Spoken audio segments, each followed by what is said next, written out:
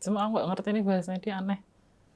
Ustaz, apakah jika seseorang mencintai kepada seseorang yang jauh lalu untuk mengajak beribadah dengan ta'aruf, hitbah, dan menikah?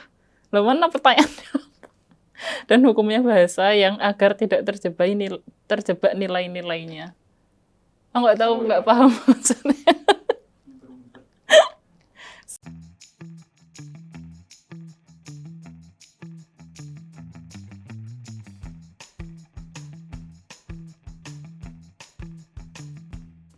Oke, pertanyaan selanjutnya. Permisi Ustadz, saya seorang non-muslim. Bolehkah saya bertanya, apakah bila saya masuk Islam tanpa sepengetahuan orang tua saya, itu diperbolehkan, walaupun orang tua saya melarangnya? Boleh. Kehendak orang tua itu tidak harus ditaati kalau dia tidak sesuai dengan syariat agama. Jadi ada dua, kemauan orang tua tidak boleh ditaati. Satu, kalau dia melanggar keilmuan, misalnya perintah-perintah yang kaitannya tidak sesuai dengan logika, biar kamu selamat, maka nanamlah kepala kerbau 10 misalnya, jangan dilakukan. Atau tidak bersesuaian dengan agama. Gitu. Ini ada tamu saya udah lama ini kok kasihan sendirian, tolong dilayani. Misalnya anak perempuannya suruh melayani. Ini sebagai penghormatan. Nggak boleh, itu melanggar agama. Nggak bisa melayani tamu anaknya untuk itu. Karena kenapa saya sebutkan ini? Dulu di tradisi lama, di dalam antropologi ada salah satu penghormatan tamu itu diservis dengan wanita tercantik di situ.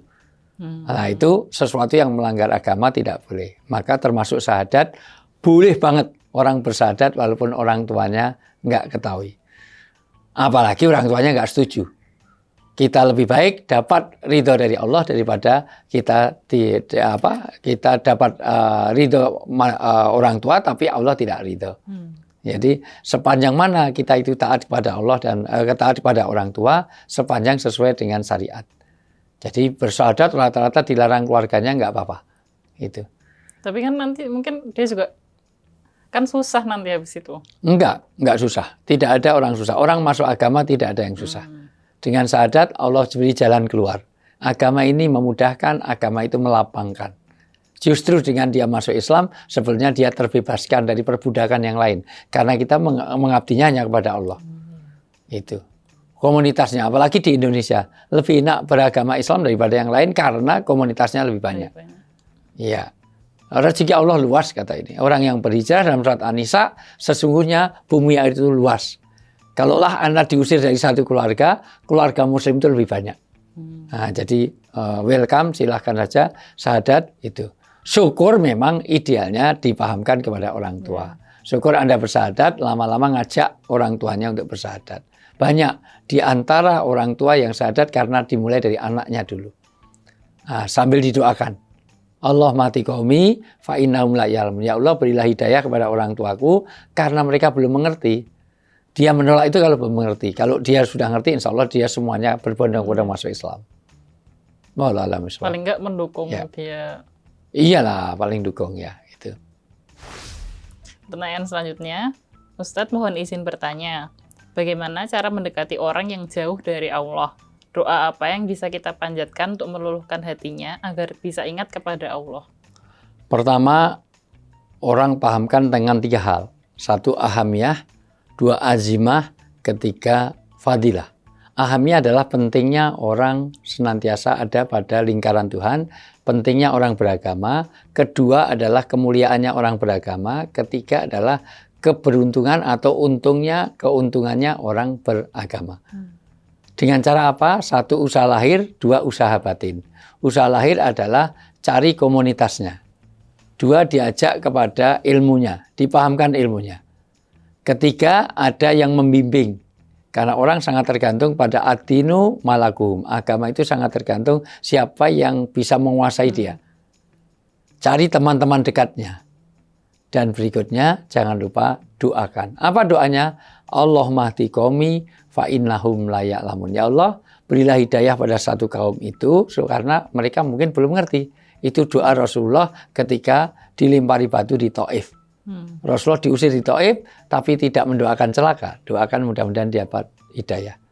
Mudah-mudahan lah Perdana Menteri Israel masuk Islam. Nah, kalau masuk Islam nanti bisa bimbing umroh kita semuanya ya. Ya kan kita umroh perlu ke Palestina itu semuanya. Doakan saya dapat hidayah. Insya Allah itu jadi positif ya. Gitu. Okay. Cuma aku nggak ngerti ini bahasanya dia aneh. Ustadz, apakah jika seseorang mencintai kepada seseorang yang jauh lalu untuk mengajak beribadah dengan ta'aruf, khitbah, dan menikah? Loh, mana pertanyaannya? Dan hukumnya bahasa yang agar tidak terjebak nilai-nilainya. Aku nggak tahu, nggak paham maksudnya. Menjawab Kamil. Atau kayak apa? Kayaknya aku mudeng deh, atau ya tak tanyain aja kayak gini. Ya. Mungkin maksudnya itu kayak hukum bahasa-bahasa istilah ta'aruf, khitbah, dan menikah itu gimana agar... Iya, ta'aruf itu adalah bagian dari cara kita untuk mengenal. Dan itu diperlukan selama satu, ta'aruf tidak boleh melahirkan syariat-syariat yang dilanggar. Ta'aruf coba dulu baru beli, nggak bisa. Nah, ta'aruf bukan berarti terus berkholwat. Berdua-duaan di tempat sepi. Ta'aruf bukan berarti terus pacaran, eksploitasi fisiologis apalagi biologis. Nah, artinya apa? Ta'aruf untuk mengenal. Karena tak kenal maka tak sayang, tak kenal maka ta'aruf. Nah, mengenal itu bisa tanya pada teman dekatnya, kepada ini, apalagi jejak digital. Sekarang kan bisa dilihat jejak digital. Stalking, boleh saja, itu ta'aruf. Khitbah adalah janji untuk mengikat. Yang penting dipastikan satu bukan muhrimnya. Jangan dikhitbah ternyata neneknya sendiri, jangan. Oh cantik banget, oh tertarik neneknya sendiri, jangan itu.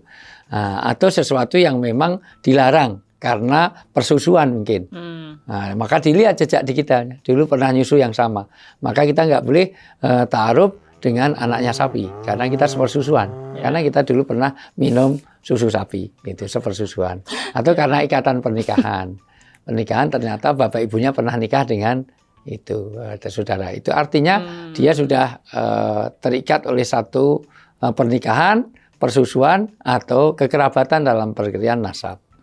Setelah khitbah, maka nanti khitbah juga ada caranya. Khitbah tidak melahirkan hubungan suami istri itu menjadi sah, enggak, tetap masih terjaga. Itu apa maksudnya? Khitbah itu hanya sekedar tunangan. Tunangan itu nanti tidak boleh menerima tunangan orang lain. Tidak boleh, ya sudah khitbah itu mengikat. Mengikat itu semacam sudah diikat lah, ya namanya ikat. Dan jangan terlalu lama. Nah, itu ada kayak batasnya nggak? Iya batasnya audit sosial lah, audit sosial. Aku nikahi kamu 40 tahun lagi ya, itu keterlaluan itu. Ya kalau masih setahun 2 tahun masih oke lah gitu.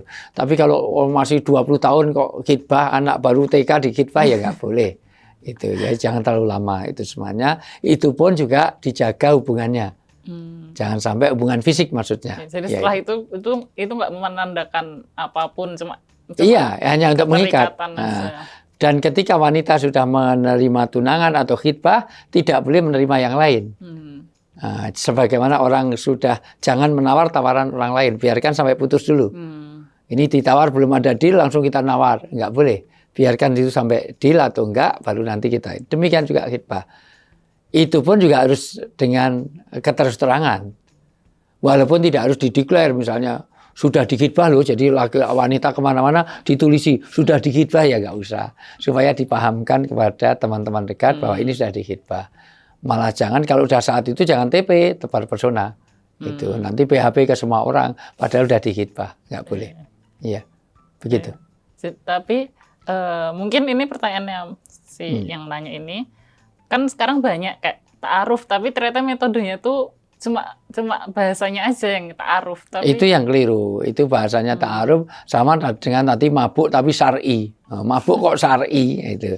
Pacaran kok pacaran dengan ta'aruf beda dong. Gitu ya. Gitu. Jadi kalau mau ta'aruf ya prosedurnya sesuai. Iya, jadi tidak ada, ini pacaran Islami, nggak ada pacaran Islami. Pacaran Islami antara ketua takmir masjid sama guru TPA gitu kan nggak bisa seperti itu.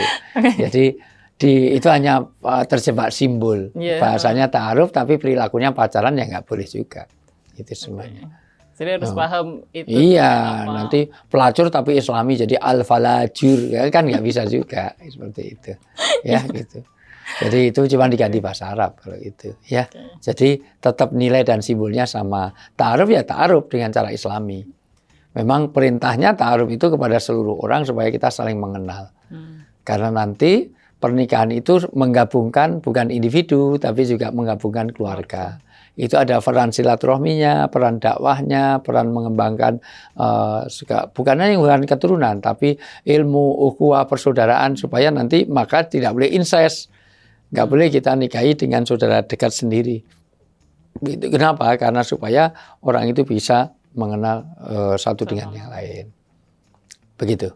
Oke, kalau gitu mungkin sampai sini dulu kita scroll DM Instagram Ayah. Oke. Nanti kita lanjutin lagi di Salah. episode selanjutnya. Salah. Makasih Ayah udah jawab. Sama-sama, Nak. Makasih teman-teman udah nyimak sampai akhir. Kalau masih ada pertanyaan, baik seputar topik random kayak gini atau topik-topik lainnya, bisa banget komen di YouTube di bawah atau lewat DM Ayah di Instagram @ustadzujayanto.official. Jangan lupa juga follow Instagram @nasehatui untuk ngikutin nasihat-nasihat Ayah Ya. sehari-hari. Insya Allah. Mudah-mudahan menambah kedalaman pemahaman kita dan sharing ilmu antara kita. Amin. Oke, Ya. sekian episode kali ini. Semoga bermanfaat untuk semuanya. Mohon maaf atas kesalahan-kesalahan dari kami. Wassalamualaikum warahmatullahi wabarakatuh. Waalaikumsalam warahmatullahi Sampai ketemu di wabarakatuh. episode selanjutnya.